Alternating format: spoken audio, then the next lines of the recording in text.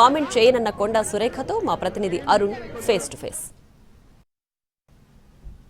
రాజీవ్ గాంధీ వేడుకల్లో పాల్గొనడానికి మంత్రి కొండా సురేఖ వచ్చారు, నివాళులు అర్పించారు. ఆ తర్వాత రాహుల్ గాంధీకి సంబంధించినటువంటి నిరసన వ్యక్తం చేస్తున్న నేపథ్యంలో, ఆయన అరెస్ట్ చేస్తున్న నేపథ్యంలో తెలంగాణలో కూడా ఓట్ల చౌర్యం ఎలా ఉంది అనేది ఒకసారి మంత్రి గారితో మాట్లాడదాం.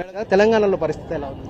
ఇప్పుడు ప్రజాస్వామ్యంలో భారత రాజ్యాంగంలో ప్రతి పౌరుడికి కూడా ఓటు హక్కు అనేది ఉన్నది. ఆ ఓటు హక్కును ఆ పౌరుడే ఉపయోగించుకోవాలి. కానీ ఇప్పుడు ఏమవుతుందంటే ఆ ఓటు అనేది ఆ పౌరుడు ఉపయోగించుకోనటువంటి పరిస్థితి ఉంది.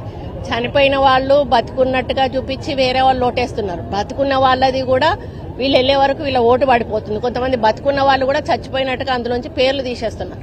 అంటే మొత్తానికి కూడా రాజ్యాంగాన్ని తిరగరాస్తున్నారు. వీళ్ళు తిరగరాసి మొత్తానికి రాజ్యాంగాన్ని అంటే మొత్తానికి కూడా రాజ్యాంగం అనే దాని మీద గౌరవాన్ని పొడగొట్టి వాళ్ళ ఇష్టానుసారంగా బీజేపీ ప్రభుత్వం ఏదైతే చేస్తా ఉందో దాన్ని కళ్ళకు కట్టినట్టుగా రాహుల్ గాంధీ గారు మొన్న పవర్ పాయింట్ ప్రజెంటేషన్ లో ఖచ్చితంగా చూపించడం.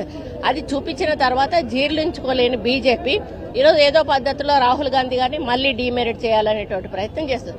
కానీ ఆయన చెప్పిన ప్రజెంటేషన్ ద్వారా ఈరోజు ప్రజలందరికీ కూడా తలకు ఎక్కింది అసలు బీజేపీ ప్రభుత్వంలో ఏం జరిగింది అనేది.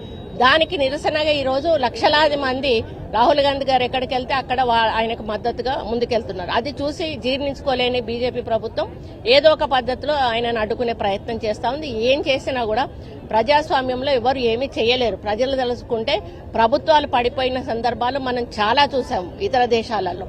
అదే పద్ధతిలో అటువంటి పరిస్థితి రానియకుండా ఏదైనా ఉంటే సజావుగా మనకు పద్ధతి ప్రకారంగా ముందుకెళ్తే బాగుంటుంది ఈ ప్రభుత్వం అనేది నా యొక్క అభిప్రాయం.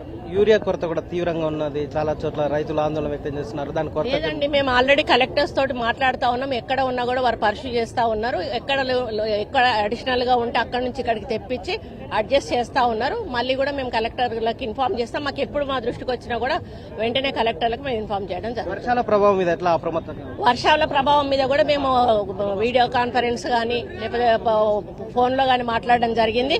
అంత సీరియస్ గా ఎక్కడా కూడా లేదు. మొన్న ఫస్ట్ పడ్డ వర్షాలలో కొంచెం ఇళ్లలోకి నీళ్లు రావడం అది జరిగింది.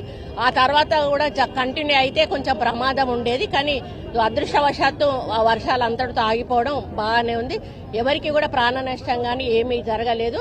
కానీ ప్రభుత్వం అప్రమత్తంగా ఉంది, అధికారులు కూడా అప్రమత్తంగా ఉంటారు. కొండం దంపతులకి మిగిలిన ఎమ్మెల్యేలకు మధ్య విభేదం తగ్గిపోయినట్టేనా? ఈ రోజు కూడా ఇద్దరు వేరువేరుగా పార్టిసిపేషన్ అయ్యారు. అంటే ఈ విభేదాల పరిస్థితి ఎవరి విఘ్నతకు వాళ్ళకు వదిలేస్తా ఉన్నా. యాజ్ ఎ మినిస్టర్ గా ప్రభుత్వం నన్ను నియమించింది ముఖ్యమంత్రి గారు, హైకమాండ్. నేను మినిస్టర్ గా ఉన్నాను. గౌరవించడం గౌరవించకపోవడం అనేది వాళ్ళ విఘ్నతకు వదిలేస్తున్నా. వాళ్ళు కూడా మంత్రులుగా పనిచేసిన వాళ్లే. నేను మాట్లాడడం అంత బాగోదని నాకు అనిపిస్తుంది.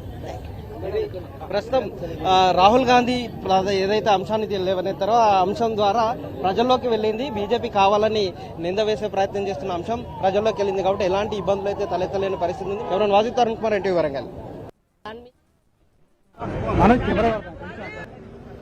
మినిస్టర్ గా ప్రభుత్వం నన్ను నియమించింది ముఖ్యమంత్రి గారు, హైకమాండ్. నేను మినిస్టర్ గా ఉన్నాను.